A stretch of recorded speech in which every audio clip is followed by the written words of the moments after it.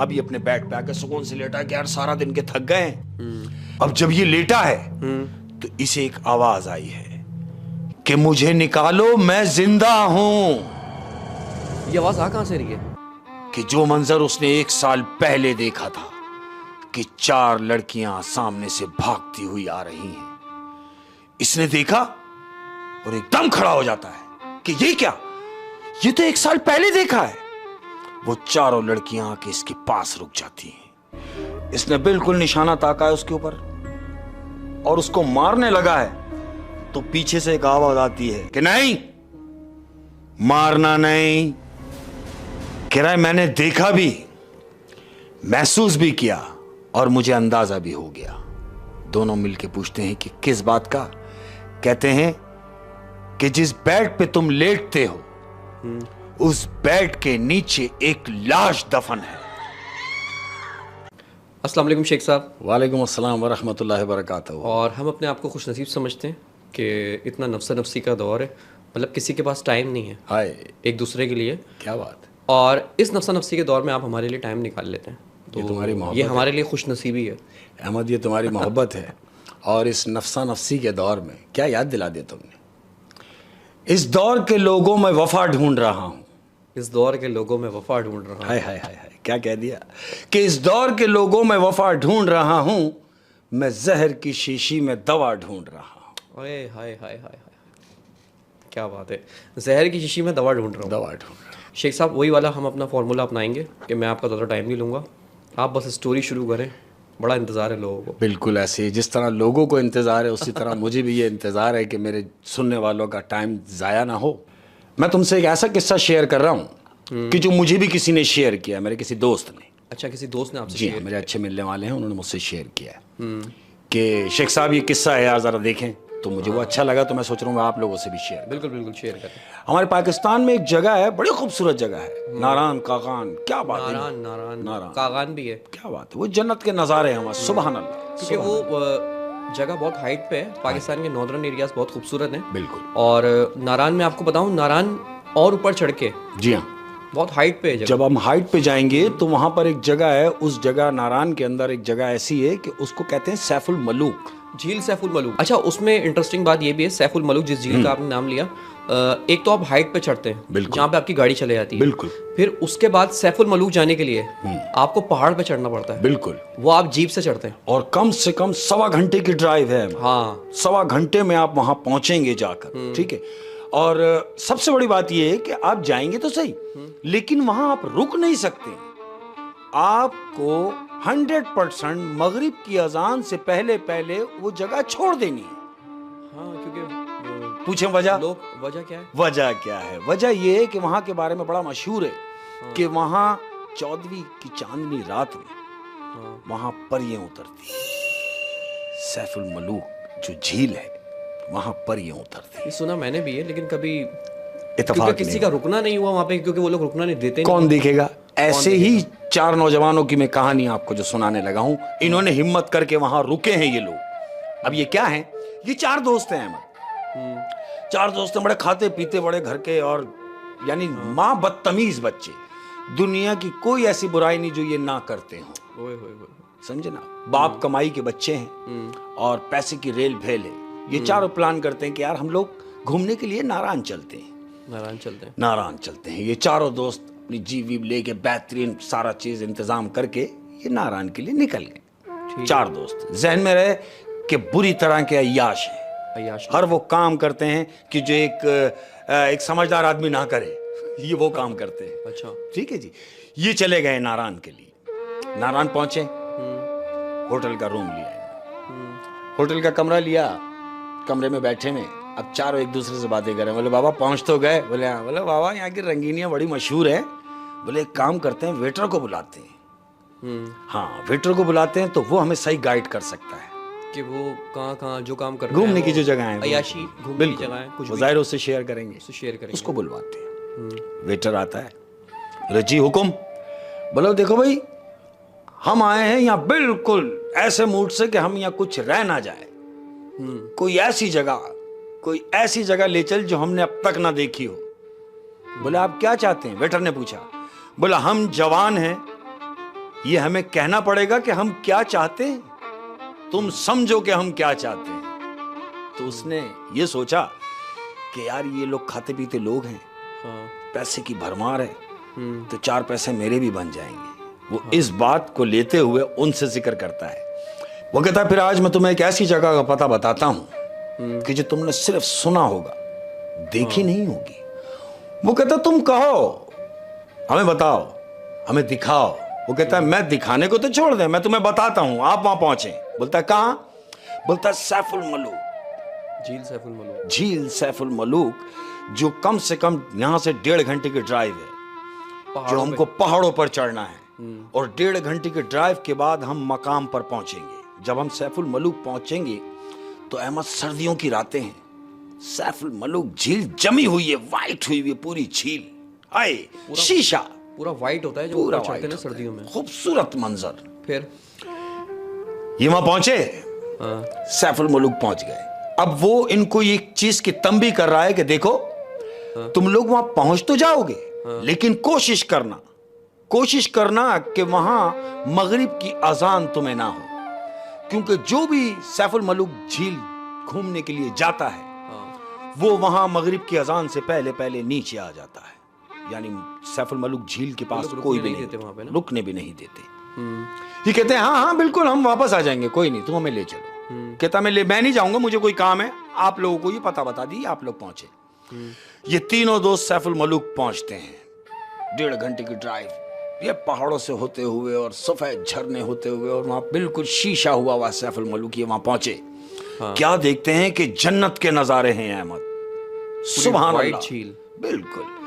ये दंग हो जाते हैं कि ये बात हकीकत है कि ये मंजर हमने इससे पहले कभी नहीं देखा। अब इनके दिमाग में एक बात चल रही है, जो उस आदमी ने इनसे जिक्र किया था, वेटर। ये बात उनको वेटर ने बताई थी नीचे कि यहाँ पे परियां उतरती हैं। बिल्कुल, ये बात वेटर उनसे कर चुका है कि 14वीं तारीख हो, और इत्तेफाक देखो कि 14वीं तारीख है जब वो गए हैं। सैफुल मलूक पहुंचे हैं, चांद बिल्कुल अपने उरूज पर है, जो बन पे चांद आया हुआ है, चांद की 14 तारीख है और परियों के आने का वक्त है।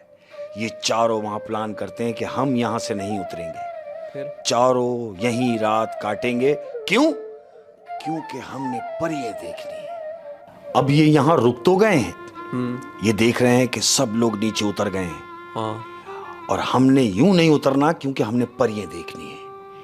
अब जैसे जैसे रात गुजर रही है, रात खूबसूरत होती जा रही है, मजीद ठंड बढ़ती चली जा रही है। नीचे कोहरा पड़ा हुआ है, वाइट, वो झील वाइट हुई हुई है, यानी खुश्क में वो वाइट हुआ पूरा बर्फीला सिस्टम है। चांद अपने उरूज पर है, 14वीं का चांद है। ये लोग एक दूसरे को देख के बड़े खुश हैं। सिगरेट जलाई इन लोगों ने, सिगरेटें पी रहे हैं। घंटा गुजरा, 1.5 घंटा गुजरा, इन लोगों ने आपस में बात की कि यार ऐसा तो नहीं कि कहीं हमें बेवकूफ बनाया गया हो।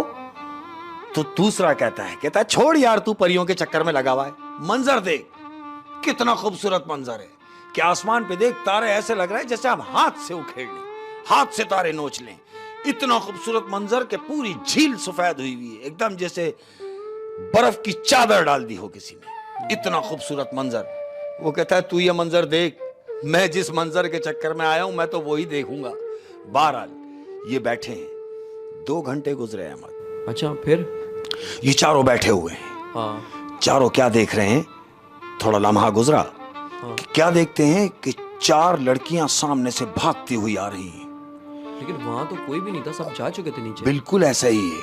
इन चारों ने भी एक दूसरे को देखा, और जब इन्होंने लड़कियों को देखा तो इनकी आंखें फटी की फटी रह गई अहमद। उनका हुलिया क्या था? वही बताने लगा हूं कि जब इन लोगों ने उनका हुलिया देखा तो इनकी आंखें फटी रह गई, यूं कि हम जो इंसान हैं, हम तो कपड़े पहनते हैं, लेकिन वो कुदरती हुलिये में थे अहमद। घुटने से नीचे तक लंबे बाल, 10 फीट की हाइट, 10 फीट की हाइट और बला की खूबसूरत, इतनी हसीन और जमील कि इन्होंने जिंदगी में कभी ऐसी औरत नहीं देखी, कभी ऐसी लड़की नहीं देखी। इनमें से एक को शैतानी सूझती है। वो अपना सेलफोन निकालता है और पिक्चर खींच लेता है। वो उनकी वीडियोस और पिक्चर बनाने लगता है। उनमें से एक ने वहां तस्वीरें बनाई, वीडियो बनाई, उन परियों की। हाँ। अब यही वीडियो बनाने के बाद ये चारों जमा हुए, इन्हें वहां ढूंढा, वो लड़की नहीं मिली। ये नीचे उतरे, होटल के रूम में पहुंचे जहां वो स्टे किए हुए थे। हाँ। अपने रूम में पहुंचे तो आपस में बात कर रहे हैं कि नहीं यार, क्या मंजर था कि ऐसा मंजर तो हमने कभी जिंदगी में नहीं देखा। कितनी हसीन और जमील औरतें थी, कितनी खूबसूरत औरतें थी। तो वो कहता है यार, कितना अच्छा होता कि अगर वो थोड़ी देर और रुक जाती। तो वो कहता है ऐसा मुमकिन नहीं था, क्योंकि हमें नीचे ही आना था, वो जिन्होंने जहां जाना था वो गई। ये लोग कराची वापस आ गए अहमद। ये चारों कराची पहुंचे। अब चूंकि शैतान है और वो मंजर जो उन्होंने कभी ना देखा हो, वो मंजर वो पूरी यूनिवर्सिटी में अपने दोस्तों से शेयर कर रहा है। यानी वो वीडियो और वो तस्वीरें वो पूरी यूनिवर्सिटी में घुमा रहा है, और जो जो देख रहा है वो गश्त खा रहा है अहमद कि इतनी खूबसूरत। इसने पूरी वीडियो और तस्वीरें सबको दिखाई, अपने दोस्तों में, अपने अहबाबों में, सबको दिखाई। वक्त गुजरता चला गया। अब क्या होता है, हाँ। 1 साल गुजर गया उस वाकये को 1 साल गुजर गया जो ये लोग दोस्त गए थे। हाँ। तो ये क्या है, जिसने तस्वीरें बनाई वो लड़का, हाँ। वो अपने टेरेस में खड़ा हुआ चाय पी रहा है। क्या देखता है कि पड़ोस वाला घर जो एक जमाने से खाली था, कोई भी नहीं रहता था, अचानक देख रहा है कि उस घर की लाइट जल रही है। उस घर में कोई रहने आया है। इसको तजस्सुस होता है कि यार मेरे पड़ोस में कोई आया और मुझे पता नहीं। क्या देखता है कि घर के अंदर से अपने सामने वाले घर में जो कोई रहने आया है, तो वो भी अपने टेरेस में आई। वो एक लड़की है, और इतनी हसीन और जमील लड़की है। जब इसने उसको देखा कि यार मेरे पड़ोस में इतनी हसीन लड़की और मुझे पता भी नहीं, ये उसको देख के दंग रह जाता है और कोशिश करता है कि किसी तरीके से इससे बात की जाए। दिन निकलता है तो वो उसके दरवाजे पे जाके बेल बजाता है। इसने बेल बजाई, लड़की आई, उसने दरवाजा खोला। बोले जी मैं आपके पड़ोस में रहता हूं। हाँ। अगर कोई काम हो तो मुझे जरूर बताइएगा। क्योंकि ये शरारती तबीयत का तो था ही। शरारती तबीयत, ये दोस्ती करना चाह रहा है। तो लड़की कहती है नहीं, मुझे कोई काम नहीं है, क्योंकि मैं अकेली हूं, अकेली ही रहती हूं, और मुझे जो भी काम है मैं अपने सारे काम फारिग करके घर में आती हूं, तो मुझे क्या काम होगा। अब जब वो कहती है कि मैं अकेली हूं, तो इसके कान खड़े हो जाते हैं। अकेली लड़की रह रही है और मुझे नहीं मालूम। इसके दिमाग में ये शैतान घूम रहा है। वो कहता है बहरहाल मैं आपका पड़ोसी होने के नाते ये पूछना मेरा हक है कि अगर आपको किसी भी चीज की जरूरत हो तो मैं हाजिर हूं। कहती है ठीक है, अगर किसी चीज की जरूरत होगी तो मैं आपको बताऊंगी जरूर। ये वहां से निकला है और घूम के पीछे घूम के देखता जा रहा है कि शायद एक झलक और नजर आ जाए, लेकिन वो दरवाजा बंद कर चुकी है। ये अपने घर में जाता है।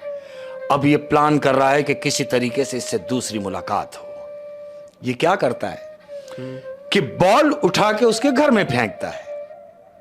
जानबूझ के बॉल घर में फेंक देता है। बेल बजाता है। वही लड़की आई। जी फरमाइए। वो कहता है देखना हमारी बॉल शायद आई होगी। वो कहती है कि मैं कहां देखूंगी, आप खुद ही आके देख लें। इसको बहाना मिल गया घर में जाने का। ये घर में दाखिल हुआ है।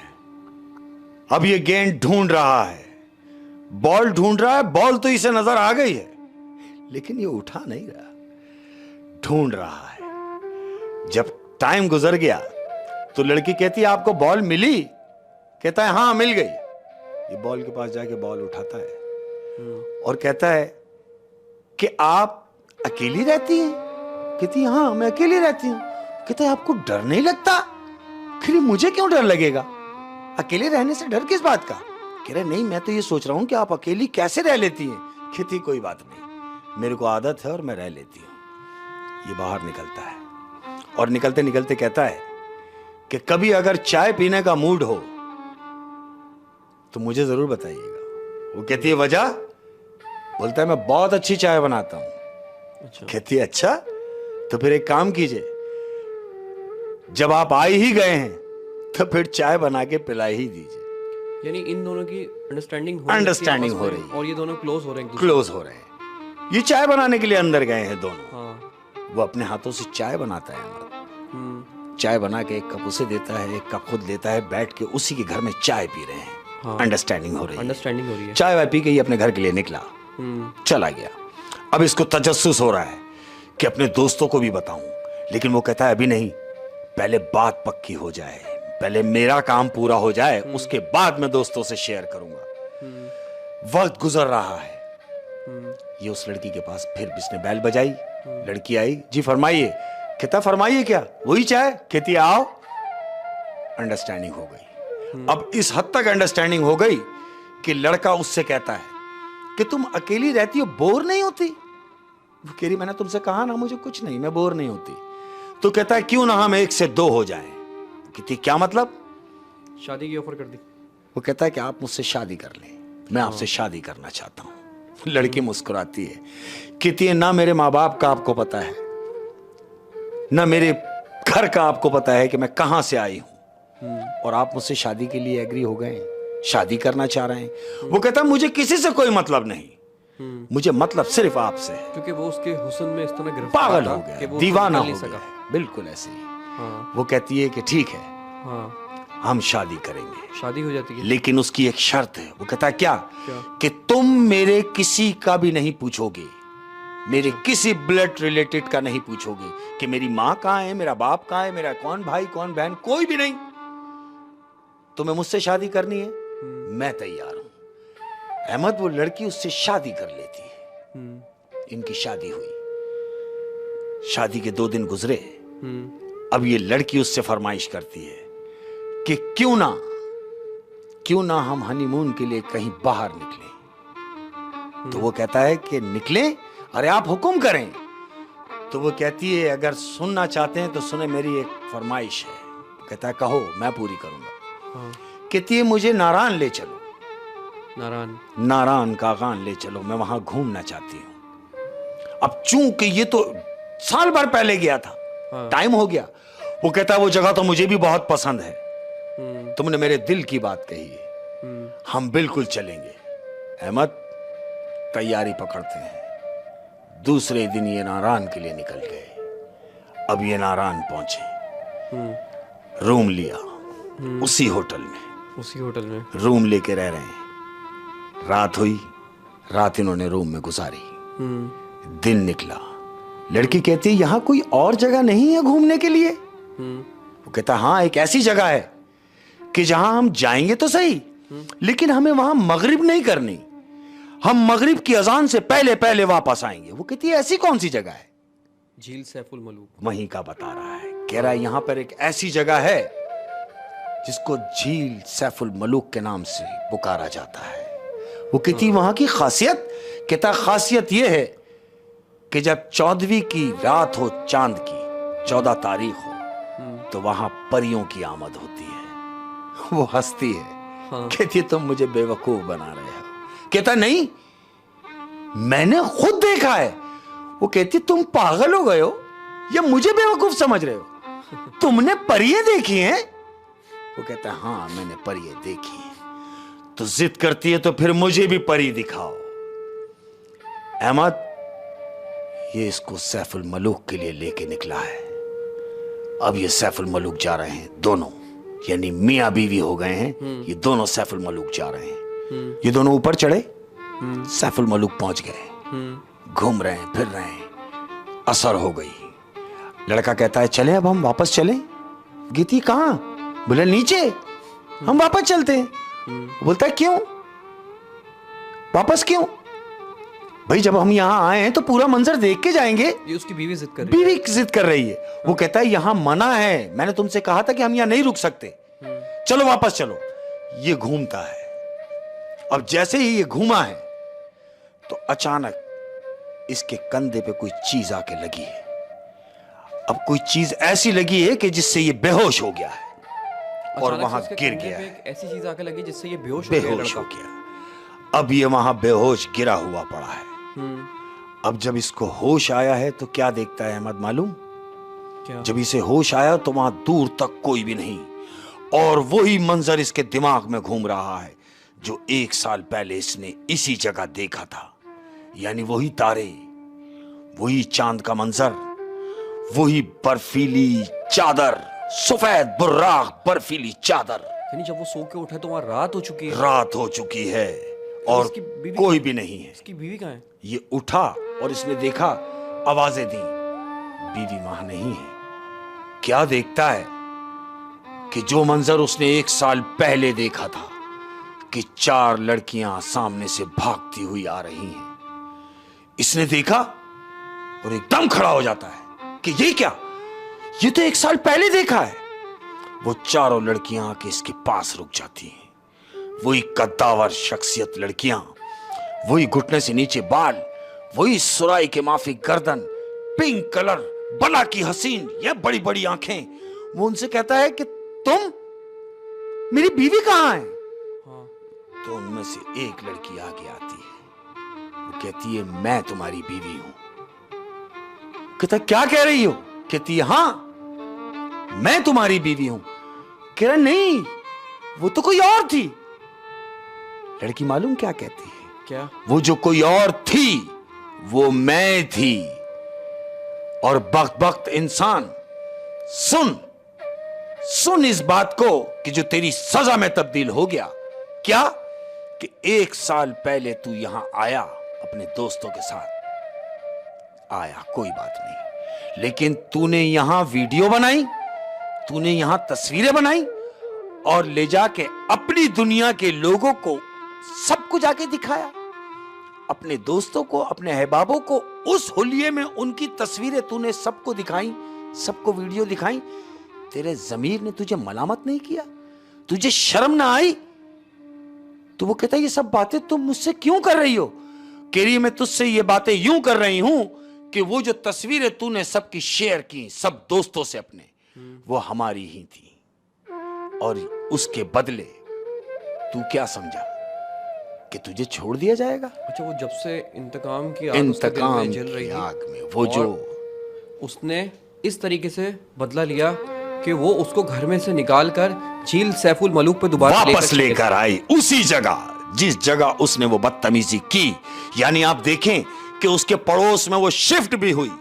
और ये भी देखें ना कि आप उसके पड़ोस का जो मकान था, आपने बोला वो काफी अरसे से खाली था। और 1 साल बाद उसमें ये लड़की रहने आ गई या उससे पहले रहने आ गई, लेकिन इसको पता नहीं चला। पता भी नहीं चला। और दूसरी बात, जब लड़की ने इसको बोला कि मेरे घर वालों के बारे में तुमने नहीं पूछना, कुछ भी नहीं पूछना, उसने पूछा भी नहीं, क्योंकि वो इस कदर दीवाना हो चुका था। उसने बोला मुझे किसी से कोई सरोकार नहीं, मुझे तुमसे मतलब है बस। 3-4 क्यूज इसको मिले, लेकिन इसके मान में था नहीं, समझा नहीं। तो फिर क्या हुआ? एंड क्या होता है मालूम? हाँ। वो कहती है अब तेरी सजा है। कहता है देखो मुझसे जो गलती हुई उसका अजाला मैं करने के लिए तैयार हूं। कहता नहीं, वो कहती इस तरह नहीं, ऐसे अजाला नहीं होगा। तो वो कहता है मुझे क्या करना पड़ेगा? कह रहे तुझे कुछ नहीं करना, अब जो करना है वो हमें करना है। तो मालूम उसके साथ क्या किया? क्या? वो जो बर्फ की चादर पड़ी हुई है, वो बर्फ की चादर में वो चारों लड़कियां उसको अंदर डुबोती हैं, उसको अंदर डालकर और देख रही हैं कि बस गया।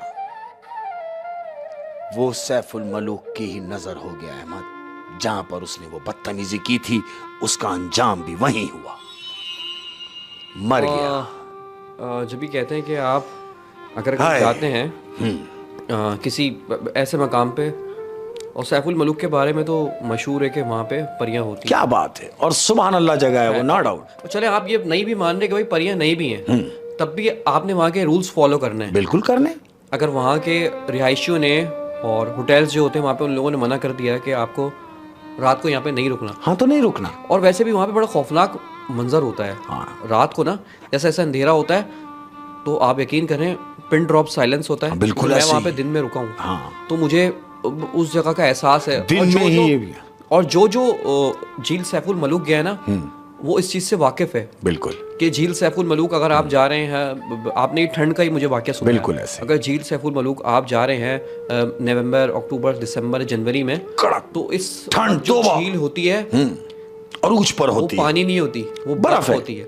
और चारों तरफ सफेद पहाड़ होते हैं। हाँ। सफेद पहाड़ और बिल्कुल 14वीं की रात, तो वो मंजर आपको ऐसा लगता है जैसे आप किसी ख्वाब में। क्या बात है। और उसी दौरान ये सारा वाकया हुआ। बिल्कुल ऐसा ही। तो जाहिर सी बात है, जहाँ पे इतनी खूबसूरती है, इतनी ब्यूटी है, इंसान की अप्रोच नहीं है वहाँ पे। हाँ ऐसा ही है। तो यकीनन वहाँ पे कोई दूसरी मखलूक तो होंगी। बिल्कुल ऐसा ही है। तो कभी ऐसा नहीं करना चाहिए कि वहाँ के जो लोग आपको मना करें वो आपको मान लेना चाहिए, क्योंकि वो वहाँ के रिहायशी हैं। नहीं माना, उसकी सजा क्या हुई कि जान से हाथ धो बैठा। उसने सिर्फ रूल्स ही नहीं तोड़े, बल्कि उसने वो बदतमीजी भी की, इस तरह के वीडियोस बनाना और फिर लोगों से शेयर करना, उनको उसने वो कुछ किया जो उसे नहीं करना चाहिए था। नहीं करना चाहिए था। शेख साहब, क्या कहानी थी यार। और अब ये सब सुनने के बाद ना मुझे झील सैफुल मलूक याद आ गई है। मुझे परियां नहीं देखनी, लेकिन मैं तो उससे पहले ही उतर जाऊंगा। मैं शाम में उतर जाऊंगा, लेकिन ये बहुत जल्दी मैंने सैफुल मलूक जाना है। तो ये कि आप आवाम का टाइम ज़ाया नहीं करेंगे। हाँ बिल्कुल। अब आप अपनी दूसरी कहानी स्टार्ट। हाँ इंशाअल्लाह उल अज़ीज़, दूसरी कहानी अहमद। ये 3 दोस्त हैं और बड़ा आउटिंग का बड़ा शौक है। हाँ, और गन शॉट शिकार जो होते हैं, खरगोश के, मुर्गाबी के जो शिकार होते हैं, ये गन से होते हैं। हाँ जी, शॉट गन से।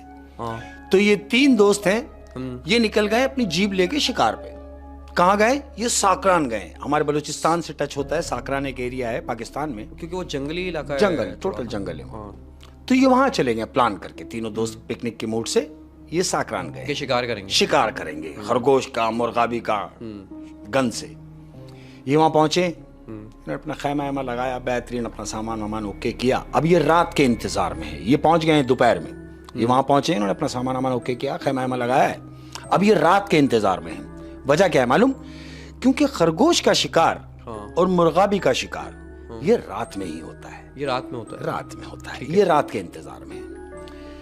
रात हुई, इन तीनों ने प्लान किया कि देखो भाई, हम एक जगह शिकार नहीं करेंगे तीनों, हम तीनों मुख्तलिफ सिमत जाएंगे और देखते हैं कि कौन कितनी मुर्गाबियां मार सकता है और कौन कितने खरगोश मार के लाता है। ये प्लान हुआ, तीनों ने। हाँ, कंपटीशन हुआ दोस्तों में। इन्होंने अपने अपने सामान यानी गन उठाई, छर्रे उठाए, और ये मुख्तलिफ सिमत ये तीनों जने चले गए। एक इधर गया, एक इधर गया, एक इधर गया, तीनों मुख्तलिफ सिमत चले गए।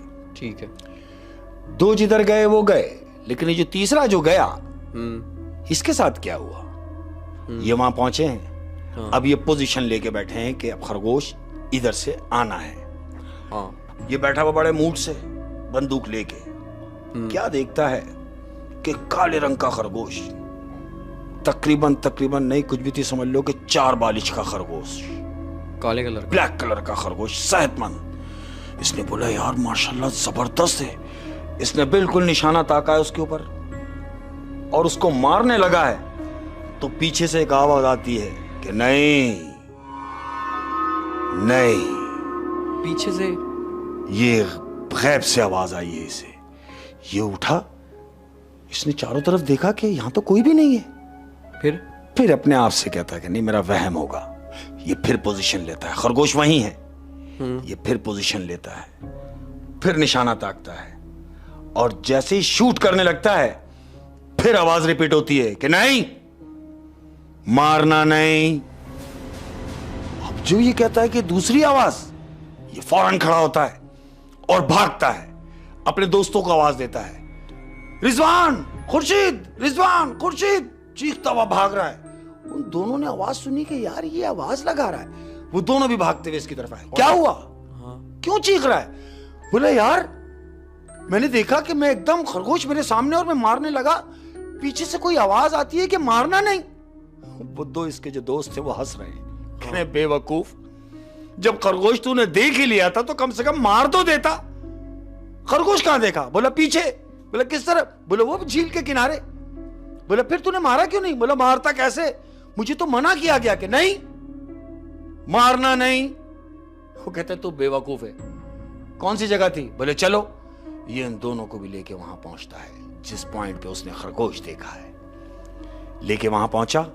बोला कहां देखा? बोला बैठो यहीं है, चुपचाप बैठ जाओ, आवाज नहीं आई किसी भी चीज की, खामोश। ये तीनों वहां खामोश बैठ गए। थोड़ी देर बाद वो खरगोश फिर आता है। इनको आवाज नहीं आई? इनको आवाज नहीं आई है, जो दो इसके साथ गए हैं। ये वहां बैठे हैं तीनों, और तीनों बैठ के इस इंतजार में कि खरगोश आए। ये खरगोश आया तो जिन 2 दोस्तों को ये अपने साथ लेके गया था, उनमें से एक ने गोली चलाई है, ठास बंदूक चलाई और जाके सीधा खरगोश को लगी है, और खरगोश वहां गिर गया है। आवाज नहीं आई? आवाज नहीं आई, कोई आवाज नहीं आई। इन्होंने वो खरगोश उठाया और उठा के वहां से चले। अब अपनी जगह पर पहुंचते पहुंचते इन्होंने 3 खरगोश और मारे, यानी टोटल 4 खरगोश को ये मार बड़े खरगोश, बड़े बड़े खरगोश ये लेके अपनी जगह पे बड़े खुश हैं। हाँ। लेकिन वो जो पहला है, यानी जिसको आवाज आई थी कि मारना नहीं, उसका दिमाग वहीं लगा हुआ है, वो डरा हुआ है, सहमा हुआ है कि यार किसी ने मुझे तो मना किया कि मारना नहीं, इन्हें मना नहीं किया। इन्हें मना क्यों नहीं किया जिन्होंने मार भी दिए? क्योंकि वो 4 खरगोश उन दोनों ने मारे, इसने कुछ भी नहीं किया। फिर क्या हुआ? इन्होंने क्या सोचा कि यार इतना मसाला तो हमारे पास है नहीं कि 4 खरगोश बना ले। बोले एक काम करते हैं, हम वापस चलते हैं और रास्ते में कोई ढाबा नजर आएगा तो हम वहां से इसको पकवा लेंगे। तीनों मुत्तफिक हो जाते कि हाँ ये बात सही है। ये अपनी जीप में बैठते हैं, सारा सामान लपेटते हैं, रखते हैं और वापस निकलते हैं। अब जब ये वापस निकलते हैं तो रास्ते में थोड़ी सी दूर जाने के बाद, तकरीबन 1 घंटे की ड्राइव होगी, इन्होंने जीप रोकी और खरगोश का भरा हुआ थैला उठाया। अब ये ढाबे की तरफ जा रहे हैं। ये ढाबे पे जाके बैठे और आवाज लगाई है कि कोई है।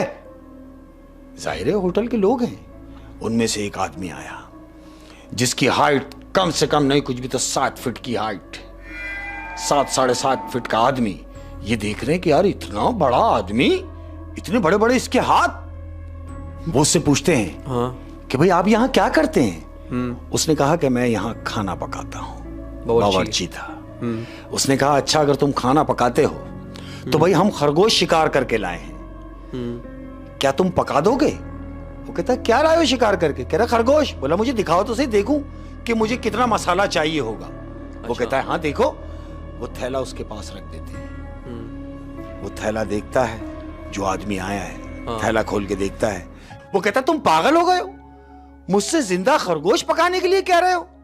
तो वो तीनों एक जबान होकर कहते हैं, बोले पागल तुम हो गए हो, हम शिकार करके लाए हैं, खरगोश मरे हुए हैं। वो कहता है पागल हो गए हो। वो थैले में हाथ डालता है, एक खरगोश निकालता है और जमीन पे रखता है, कहता देखो ये जिंदा है। उसको छोड़ता है, वो खरगोश भागता है। इसी तरीके से वो दूसरा खरगोश निकाल के जमीन पे रखता है, वो भी भागता है। 4 खरगोश जमीन पे रखा और चारों के चारों भाग गए। ये तीनों दंग हैं, लेकिन ये परेशान है कि हमने खुद गोलियां मारी हैं, इनमें से खून निकला है। और वो लंबी गाड़ी चला के आया, अगर खरगोश और जिंदा होते तो उसी वक्त हिलना शुरू कर देते। बिल्कुल मुर्दा लाए हैं, लेकिन वो ये देख के परेशान है कि ये 4 खरगोश जिंदा हालत में उसी जंगल की तरफ भागे हैं। चारों उसी जंगल की तरफ जहां से वो आ रहे थे। ये लोग आए हैं जंगल की तरफ ही, वो चारों भागे हैं। ये एक दूसरे को देख रहे हैं कि ये क्या। तो जानते हो वो शख्स क्या बोला? बोला तुमने शिकार कहां किया? बोला हमने शिकार किया ये 1 घंटे की ड्राइव पे। 1 घंटे की ड्राइव पे हम यहां पर पहुंचे हैं और हमने 1 घंटे पे वहां जो झील है हमने वहां पे शिकार किया है। तो कहता है तुमने वहां पर शिकार किया झील के पास, तो तुम्हें वहां किसी ने रोका नहीं? तो वो जो 2 हैं वो कहते हैं नहीं, रोकता कैसे, वहां तो कोई भी नहीं था और हमें किसी ने नहीं रोका। तो वो शख्स कहता है कि तुम्हें नहीं रोका, लेकिन इससे पूछो, अपने इस दोस्त से पूछो, क्या इसे भी मना नहीं किया? वो तीसरे वाले को क्योंकि आवाज आई थी जो पहले जिसको आवाज आई थी, तो वो कहता है कि हाँ ठहरो, मुझे मना किया था। बोले क्या? मुझे मना किया था कि मारना नहीं। वो कहता उसके बावजूद तुमने शिकार किया? वो कहते हैं हाँ किया। तो ये तीनों दोस्तों में से एक सरगोशी करता है बराबर वाले से कि सुन, हम जब यहां से गुजरे थे वहां जाने के लिए जगह, अपने पॉइंट पे शिकार पर, तो तुझे याद है कि ये ढाबा नहीं था, यहां कोई होटल नहीं था। और जब वापसी आए तो ये होटल ढाबा नजर आया उनको। और जब हम रिटर्न आए हैं तो ये ढाबा नजर आ रहा है। तो जिसको वो बता रहा है वो उससे कहता है कि नहीं यार तेरा वहम होगा, हो सकता है हमारे दिमाग में नहीं हो, हम गुजर गए और ये होटल हो। वो कहता नहीं, मुझे याद पड़ता है कि ये होटल नहीं था। तो जो कुक था यानी बावर्ची, वो उनसे पूछता है कि तुम्हें जब किसी ने मना किया था कि मारना नहीं, तो उसके बावजूद तुमने क्यों मारा? तो वो जिसको आवाज आई थी वो कहता है मैंने नहीं मारा, इन्होंने मारा। तो कहता है तेरा काम था इनको बताना कि यहां मत मारो। तो कहता है ये सब बातें तुम कैसे कह रहे हो? हाँ, उसे कैसे पता? वो कहता है, उससे कह रहा है बावर्ची से। हाँ। ये तीनों पूछ रहे हैं कि ये सब बातें तुम क्यों पूछ रहे हो? हाँ। कह रहा है क्यों ना पूछूं, कि जिसने तुम्हें मना किया था कि नहीं मारना नहीं, वो मैं था। ये तीनों उसको देखते हैं, कहते हैं लेकिन अगर वो तुम थे, हम तो 1 घंटे की ड्राइव से यहां पहुंचे हैं, तो तुम हमसे पहले यहां कैसे पहुंचे? कहता कि जानना चाहते हो? हाँ। तो लो देखो, वो अपने चेहरे से चादर हटाता है, और जब चादर हटाता है तो ये तीनों क्या देखते हैं कि उसकी आंखों की जगह 2 शोले रखे हुए हैं जो सिर्फ जल रहे हैं। ये तीनों एक दूसरे को चिपट जाते हैं कि ये क्या? वो जिन था। वो जिन था। वो जिन था जिसने उनको रोका कि नहीं मारना नहीं, उसके बावजूद उन्होंने मारा। जानते हो बावर्ची उनसे क्या कहता है? क्या? कि जितनी जल्दी हो सके ये इलाका छोड़ दो, वरना तुम्हारे हक में बहुत बुरा होगा। ये तीनों अपनी जीप में बैठते हैं और सर पर सलफ मारते हैं और गाड़ी दौड़ा रहे हैं। हाँ। इन्होंने गाड़ी दौड़ाई है। हाँ। इनमें से एक दोस्त ने पीछे घूम के देखा है। पीछे घूम के देखता है तो ना तो वो ढाबा नजर आता है, ना कहीं वो बावर्ची नजर आता है, कुछ भी नहीं, सिर्फ वहां पर कोरा जंगल है अहमद, पीछे कुछ भी नहीं। इनकी समझ में आ गया कि ये जहां हम रुके थे ये भी इंसान नहीं थे, ये सारे जिन थे अहमद। ये जान बचा के निकले हैं। हाँ, ये जो मुझे कहानी समझ आई है वो ये कि इन्होंने जहाँ जाके शिकार किया, हाँ, वहां पे जो इनके पीछे आवाज दी जी, वो एक जिन था। बिल्कुल था। उस जिन ने मना किया कि यहाँ पे शिकार नहीं करो, नहीं करना, लेकिन वो नहीं माना। इन्होंने वहां शिकार किया। हाँ। तो वो वही जिन फिर इनसे बदला लेने के लिए, रिवेंज लेने के लिए इस ढाबे की शक्ल में, इस ढाबे पे इनको मिला। और वो जो दोस्त था उसने बिल्कुल सही बात नोट की थी कि जब वो इस जगह से गुजर रहे थे तो यहाँ ढाबा नहीं था, और वाकई वहां ढाबा नहीं था। वहां ढाबा नहीं था। हाँ। लेकिन वो ढाबा वहां बनाया गया उस वक्त, उसी वक्त। और जैसे ही जब वो जाने लगा तो फिर ढाबा गायब। जब ये लोग वहां से निकले हैं, हाँ, जरा से डिस्टेंस के ऊपर घूम के देखते हैं तो वहां कोई होटल नहीं है, सब खत्म, सब वाश हो जाता है। इनकी समझ में आ गया कि हम यहाँ रुकना ठीक नहीं, यहाँ से निकलना ठीक है। तो ये वही वाली बात आ गई ना कि आपने जहाँ पे आप जा रहे हैं वहाँ के रूल्स फॉलो करते हैं। बिल्कुल ऐसे ही है ना? नहीं बिल्कुल तो ऐसे ही आपके साथ कोई भी हादसा हो सकता है। जब आपको मना किया जा रहा है उसके बावजूद आप वो काम करेंगे, हाँ, तो नुकसान ही उठाएंगे। लेकिन शुक्र है कि उनके साथ कोई हादसा पेश नहीं आया और वो अपनी जान बचा के वहां से तीनों भागे, वरना वो क्या नहीं कर सकते थे। नहीं, कई बार ऐसा होता है कि वो वार्न करते हैं, क्योंकि मुझे नहीं लगता जो वाकया उनके साथ हुआ है, हाँ, अब वो जिंदगी में ऐसा उन्होंने कभी किया होगा। नसीहतन के उनको शायद तंबी हो जाए कि अब दोबारा कभी ना करें। हाँ। और करना भी नहीं चाहिए मना करने के बावजूद। ओहो शेख साहब, हाँ, क्या इंटरेस्टिंग स्टोरी थी। बस आज की आखिरी कहानी हो जाए। अरे आखिरी कहानी यार, दिल तो नहीं चाहता अहमद की कहानी को आखिरी किया जाए। हाय हाय हाय, खुदा खुदा की कसम मेरा दिल कहता है कि मैं पढ़ता रहूं, मैं बोलता रहूं, लोग सुनते रहें, महसूस होते रहें। मौला उन लोगों को सलामत रखे, तमाम लोगों को। तीसरी कहानी शेयर करूंगा अहमद। हाँ? ये एक ऐसी कहानी है कि यहाँ पर क्या है कि बूढ़े माँ बाप है, एक जवान बच्चा है। हाँ। ये नया नया घर इन्होंने शिफ्ट किया है, नए नए घर में आए हैं। हाँ। ये आगे घर में सामान वामान लेके आ गए, घर में रखा, अपने सारा दिन में सेटिंग वेटिंग की है, सामान में लगे हुए हैं। अब इसी दौरान रात हो गई है। हाँ। अब जब रात हुई है तो जो माँ बाप हैं, हाँ, जो बूढ़े माँ बाप हैं, वो ऊपर है, ऊपर वाले रूम में सो रहे हैं। इनका जो एक लड़का इनके साथ में है वो नीचे वाले रूम में, अपने रूम में आ जाता है। अभी अपने बेड पे आकर सुकून से लेटा कि यार सारा दिन के थक गए हैं। हाँ, शिफ्टिंग में इंसान थक गए हैं, अब रेस्ट करेंगे, फिर जो काम रह गया बचा कुचा वो दिन में कर लेंगे। हाँ। यही सोच के ये लेटा है। अब जब ये लेटा है तो इसे एक आवाज आई है कि मुझे निकालो। ये उठ के बैठ गया एकदम। ये कौन है, कौन कहां बंद है जिसको मैं निकालूं? ये सोच रहा है, फिर कहता है कि नहीं, ऐसा कुछ नहीं। वहम समझ रहा है। वहम समझ के ये फिर लेटा है। अब जब लेटा है तो फिर दूसरी आवाज आई कि मुझे निकालो, मैं जिंदा हूं। ये आवाज आ कहाँ से रही है? इसके बेड के नीचे से आ रही है अहमद, जहां ये लेटा हुआ है। जिस बेड पे वो सो रहा है उस बेड के नीचे उस से आवाज बेड के नीचे से आवाज आ रही है कि मुझे निकालो, मैं जिंदा हूं। फिर इसने कैसे वो रात गुजारी है। दिन निकला, इसने अपने बूढ़े माँ बाप से वो बात शेयर की कि अम्मी अबू, मैं जब अपने कमरे में था तो मुझे एक आवाज आई कि मैं जिंदा हूं, मुझे निकालो। वो कहते हैं बेटा तुम्हारा वहम होगा, हो सकता है तुमने कोई ख्वाब देखा हो, अपने दिल से ये बात निकालो, ऐसा कुछ भी नहीं है। वो कहता है मैंने खुद सुनी है। माँ बाप उसको तसल्ली करा रहे कि नहीं बेटा ऐसा कुछ नहीं है, तुम्हारे जहन का वहम है, छोड़ दो। उसकी माँ उसके ऊपर पढ़ के आतल कुर्सी पढ़ के फूक रही है, थोड़ा सेटअप में आ गया, ओके हुआ। दूसरा दिन हुआ, दूसरे दिन की रात आई, सामान वामान घर का सब सेट कर दिया है। अब ये हस्बे दस्तूर अपने बेड पे आके लेटा है। अब जैसे ही लेटा है आवाज रिपीट होती है, मुझे निकालो। ये फिर उठ के बैठ जाता है, फिर सोचता है कि दूसरी आवाज कब आएगी। ये इंतजार ही कर रहा है कि दूसरी आवाज फिर आती है कि मैं जिंदा हूं, मुझे यहां से निकालो। ये अपने बेड से उठता है और बेड हटाता है। जब बेड हटाता है तो देखता है वहां तो बिल्कुल जमीन है, ऐसा कुछ भी नहीं, तो ये आवाज कहां से आ रही है। अब ये टोटल अपना कंसंट्रेट उस जमीन की तरफ लगाया हुआ है और कान लगा के जमीन पे लेट गया है। तो अचानक इसको एक आवाज फिर आती है कि मैंने कहा कि मुझे निकालो, मैं जिंदा हूं। ये किसी बूढ़ी औरत की आवाज है अहमद। इसने अपने माँ बाप को नहीं बताया? बताया हाँ, कि कमरे में। अब दिन निकला, हाँ, इसने वो रात भी गुजारी। हाँ, बेड को साइड पे किया हुआ है, सुबह का इंतजार करता है।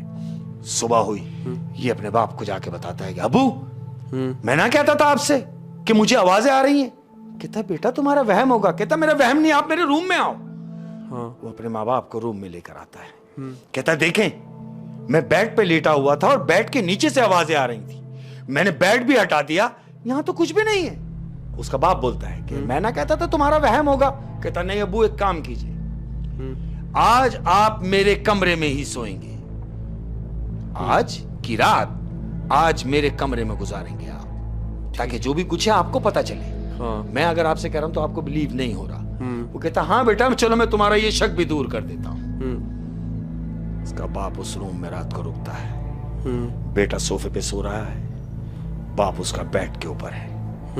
रात हुई, हस्बे दस्तूर वो आवाज आती है अहमद कि मुझे निकालो, मैं जिंदा हूं, मैं जिंदा हूं। इसका बाप उठ के बैठ जाता है। अब उन्होंने भी अपने कानों से सुन लिया है। बेटे को देखते हैं, बेटे का हाथ पकड़ता है, हाँ, और कमरे से बाहर ले जाता है। कहता है हाँ मैं समझ रहा था कि तुम्हारा वहम है, लेकिन नहीं, ये वहम नहीं है, ये हकीकत है कि यहां कुछ है, मगर ऐसा क्या है कि जो हमें पता चले कि वो क्या चीज है। दिन निकला, इसका बेटा क्या कहता है कि अबू क्यों ना हम अड़ोस पड़ोस से पता करें, हाँ, कि यहाँ खुदा ना खास्ता ऐसा तो नहीं कि कोई हादसा हुआ हो। कहते हाँ तुमने सही कहा कि यहाँ पे कौन रहता था, पता कौन तो चले, पहले रहता था। मतलब इन्वेस्टिगेशन शुरू तो करें जी। यही कंफर्म करने के लिए वो पड़ोसी का दरवाजा बजाता है। पड़ोसी बाहर आता है। अस्सलाम वालेकुम। वालेकुम सलाम। जी फरमाइए। कहता है जी हम आपके पड़ोस में नए शिफ्ट हुए हैं और आपसे कुछ मालूमात चाहते हैं। वो कहता हाँ पूछिए मैं बताऊंगा। कहता हम ये बताइए मुझे कि हमसे पहले यहाँ कौन लोग रहते थे।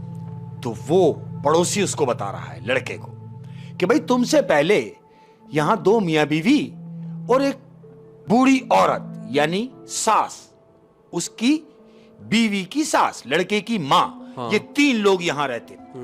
बोले वो लोग कहां गए। कहता भाई वो लोग तो टाइम हो गया, वो तो लाहौर शिफ्ट हो गए। कहता लाहौर शिफ्ट हो गए तो आप याद करें कि इस घर में खुदा ना खास्ता कोई हादसा हुआ हो या कोई खुदकुशी का मामला हुआ हो या कोई ऐसी बात कि जो गैर मामूली हो, क्योंकि हम तो यहाँ नए आए हैं, हमें पता नहीं है, हम इसलिए आपसे कंफर्म कर रहे हैं। हाँ। तो पड़ोसी कहता है ऐसा कुछ भी नहीं है, आपका वहम है, आप बेधड़क रह सकते हैं, आप रहें। ये सोचता है यार ये तो पड़ोसी है, हाँ, जब इसके इल्म में नहीं तो किसके इल्म में होना चाहिए। सही बात ये है। मायूस होकर मुड़ता है, अब अपने घर के लिए जा रहा है। पड़ोसी अंदर जाता है, दरवाजा बंद कर लेता है। हाँ। ये अपने घर के लिए मुड़ा तो पीछे से इसको आवाज आती है, सुनो।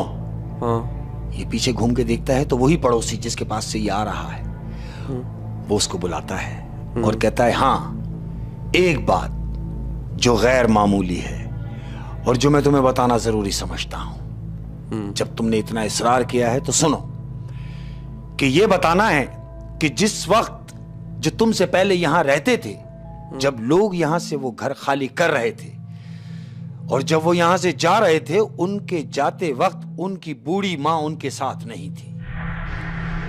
जबकि उनके साथ ही रहती थी। उनके साथ ही रहती थी। तो ये पूछता है कि आपने उनसे पूछा नहीं कि उनकी मां कहां है? कह रहा हमने पूछा। पड़ोसी कह रहा है कि हमने उनसे पूछा कि भाई आपकी वालिदा नजर नहीं आ रही।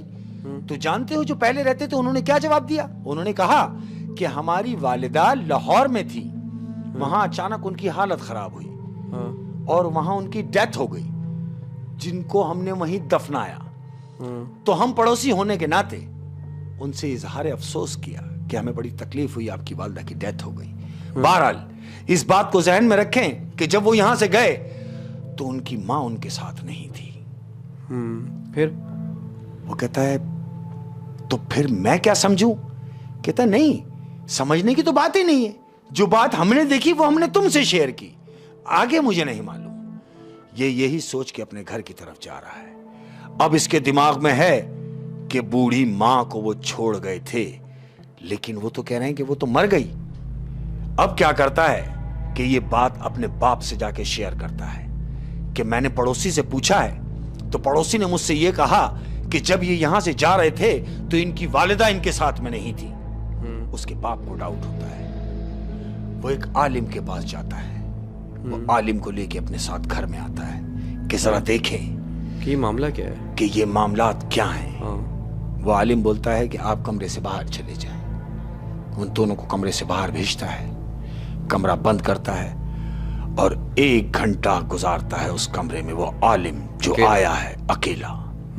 1 घंटे के बाद दरवाजा खोलता है कमरे का, तो वो दोनों कमरे के बाहर बैठे हैं। पूछते हैं, जी क्या देखा आपने? कह रहा है मैंने देखा भी, महसूस भी किया और मुझे अंदाजा भी हो गया। दोनों मिलके पूछते हैं कि किस बात का? कहते हैं कि जिस बेड पे तुम लेटते हो उस बेड के नीचे एक लाश दफन है। ये दोनों सोफे से खड़े हो जाते हैं। कहते हैं लाश दफन है? जिस बेड पे ये सोता उसी के नीचे एक लाश? उसी के नीचे एक लाश को इतने दफनाया दिनों से गया। ये एक लाश के ऊपर सो रहा था? इसको मालूम भी नहीं। फिर कहते हैं फिर ये कि अब इस लाश को जो ये गलत दफन है, इसको सही जगह दफनाना पड़ेगा जो इसकी जगह है, यानी कब्रिस्तान में। बोला फिर क्या करें? बोला भाई आप इन्वेस्टिगेशन कराएं, पुलिस को इत्तला दें ताकि ये पूरा काम किया जाए। इसकी इन्वेस्टिगेशन की जाए कि इसके नीचे कौन दफन है और इसको यहाँ क्यों दफनाया गया। Very good. वो यही करते हैं कि जाके थाने में इत्तला देते हैं। पुलिस आती है, हस्बे दस्तूर कब्र कुशाई होती है। कब्र से जब देखा गया तो कब्र से एक बूढ़ी औरत की लाश निकल रही है। पुलिस को तशवीश होती है कि ये लाश को यहां क्यों दफनाया गया। उस लाश को उसकी जगह पे पहुंचाया गया, यानी कब्रिस्तान में उसको दफनाया गया। अब इन्वेस्टिगेशन ये हुई कि उसको यहां क्यों दफनाया गया था। जो लोग यहां से घर छोड़ के गए थे उनका पता किया जाता है। वो दोनों मियां बीवी अलग रह रहे हैं कहीं। उन दोनों का पता चलता है। पुलिस उन दोनों को पकड़ लेती है। पकड़ने के बाद उनसे मालूम किया जाता है कि भाई ये बताइए कि ये जो बूढ़ी औरत घर में दफनाई गई, जो तुम्हारी मां थी, लड़के की मां थी, उसे घर में क्यों दफनाया गया? उसको उसकी मिट्टी यानी कब्रिस्तान में क्यों नहीं दफनाया गया? तो जानते हो वो क्या जवाब देता है? वो जवाब देता है कि इन्होंने हमें इतना बेजार कर दिया था। हाय औलाद, हाय। कहता है इनके बुढ़ापे ने हमें इस कदर थका दिया था कि हम इनकी खिदमत करते करते थक गए थे, और ये मर नहीं रही थी। जब हमने इन्हें दफनाया था तो ये मरी भी नहीं थी, इनकी सांसें बाकी थी। लेकिन हमने ये सोच के इनको दफना दिया कि कब तक सहेंगे, यानी कभी कभी ऐसी हालत होती है पेशेंट की कि डॉक्टर जवाब दे देता है, जवाब दे देता है और वो फिर उसी वेंटिलेटर पोजीशन पे में चले आता है कि या तो अगर अफोर्ड नहीं कर सकते तो फिर जितनी उसकी सांसें बची हैं उतनी जिंदगी तो उसने जीनी होती है। बिल्कुल जीनी लेकिन क्योंकि उसकी बीवी और उसके बेटे ने उससे जान छुटानी थी, जान छुड़ाने के लिए सोचा क्या लोगों को ये तो मर नहीं रही, यानी ये सोच के कि ये मरेंगी कब, हम दफनाएंगे कब। उसकी कुछ सांसें बाकी थीं जो उस बड़ी बी को उसी कमरे में दफना दिया गया। जिंदा ही दफना दिया। हाय, जिंदा दफना दिया गया। और जब जिंदा दफना दिया गया तो वो खातून की वो लाश वो तो मिट्टी हो गई, लेकिन वो भटक रही है कि मुझे मेरी जगह पहुंचाओ, मैं जिंदा हूं, मुझे निकालो। या तो जब वो उसको दफनाया गया था तो वो जिंदा थी अहमद, जिंदा थी, और शायद जिन्होंने उनके साथ ऐसा किया हाय वो उनको सजा दिलवाना चाहती थी। बिल्कुल ऐसे ही। हाय हाय। और सजा हुई, जाहिर सी बात है जब ये दोनों हकीकत को पता सजा चली, हुई, क्योंकि दोनों उस जुर्म में बराबर के शरीक थे। बीवी के कहने में आके मियां ने वो ऐसा अमल किया कि कोई भी औलाद अपनी मां के साथ नहीं कर सकती। उसने अपनी मां की गिनी चुनी सांसें जो बाकी थी वो पूरी ना होने दी और जिंदा ही मां को दफना दिया। और अब उसका बेटा तो रहम के लायक भी नहीं है। नहीं, बिल्कुल नहीं। उस पे क्या रहम। मैं कहता हूं संसार किया जाए ऐसी औलाद। जिस माँ ने पैदा किया उसी को जिंदा दफना दिया। हाय हाय हाय हाय। हाँ शेख साहब, कहानियां तो भी और सुनने का दिल कर रहा था। बिल्कुल, लेकिन ये है कि आज की कहानियां पूरी हो गई हैं। क्या बात। तो अब नेक्स्ट वीक का हम इंतजार करेंगे इंशाल्लाह अज़ीज़, क्योंकि लोगों की बड़ी डिमांड है यार कि शेख साहब को बुलाया जाए। ये सब अब हमने ये फैसला कर लिया कि शेख साहब हर वीक आएंगे, है ना? इंशाल्लाह हर वीक शेख साहब आ रहे हैं, बिल्कुल आएंगे। और अगर आपके जहन में भी अगर कोई कहानी है जो आप शेख साहब की ज़बानी सुनना चाहते हैं, कोई भी कहानी आपने किसी से सुनी है या फिर कोई ऐसा किस्सा, आपके बचपन का किस्सा, आपके किसी अजीज़ व अकारब का किस्सा, कोई भी किस्सा आप सुनना चाहते हैं तो आपने हम लोगों से शेयर करना है, मेरी ज़बानी, है ना? हाँ, शेख साहब की ज़बानी। बिल्कुल। और ये शेयर आपने कहाँ करना है? मेरा इंस्टाग्राम है अहमद खान टीवी के नाम से, मैं डिस्क्रिप्शन में लिंक लगा दूंगा, तो वहाँ पे आपने अपनी स्टोरीज सेंड करनी है सारी, और फिर हम आपकी स्टोरी, आपका नाम लेके अपने शो में ऑनर करेंगे। बिल्कुल, मेरा दिल करता है अहमद कि जो प्यार करने वाले लोग हैं, हाँ, ये बड़े नसीबों से मिलते हैं। वाह वाह, क्या बात है। ये जो प्यार करने वालों का गुलदस्ता है, ये बड़ी मुश्किल से जमा होता है, और फिर जो इसकी खुशबू निकलती है अहमद, जो निकल रही है, उस खुशबू से जो हम अल्हम्दुलिल्लाह फैजियाब हो रहे हैं। और ऐसा ही नहीं कि पाकिस्तान आपकी स्टोरी सुन रहा है, बल्कि हमारा पड़ोसी मुल्क जो इंडिया में, वहां से भी लोगों का प्यार निकल कर आ रहा है। बड़ा प्यार। इंडियंस का भी हम बहुत शुक्रिया अदा करते हैं, पाकिस्तान का भी हम बहुत शुक्रिया अदा करते हैं, और जहां जहां इसके अलावा दुबई, सऊदी में हमारी स्टोरी सुनी जा रही है, उन सबका हम शुक्रिया अदा करते हैं। जितने भी लोग देख रहे हैं, सुन रहे हैं, हमसे प्यार कर रहे हैं, अपने प्यार का इजहार कर रहे हैं कमेंट्स की सूरत में, उन सबको, मैं खड़ा नहीं हो सकता, फ्रेम से आउट हो जाऊंगा, लेकिन मैं जो बैठा हूं इसको मेरा खड़ा ही समझो कि मैं खड़ा हुआ हूं। मेरा सलूट है आप तमाम लोगों को। सल्यूट है भाई, ठीक है, थैंक यू। Thank you.